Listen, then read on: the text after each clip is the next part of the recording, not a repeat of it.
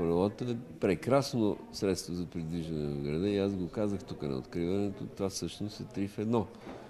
Здравословно, евтино и екологично.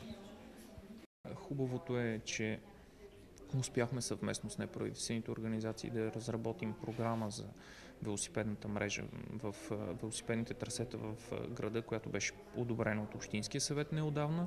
Така че вече имаме и рамката, в която ще продължим реално да работим и да развиваме тази инфраструктура в следващите няколко години. Единственият начин за разрешаване проблемите на трафика в големия град, това е с развитие на градския транспорт и на велосипедния транспорт.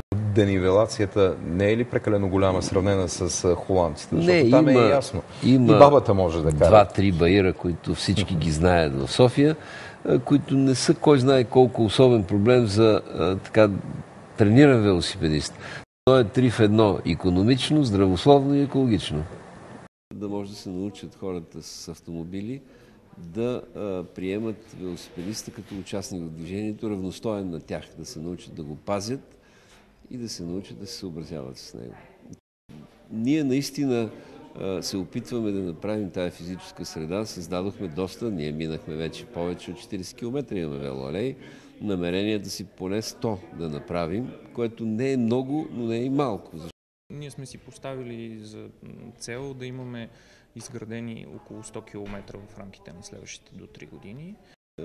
Да свикне автомобилиста, че трябва да се оглежда и да пази велосипедистите. Обикновено автомобилистите смятат велосипеда за навлек на платното и нещо, което на тях им пречи, им създава проблеми.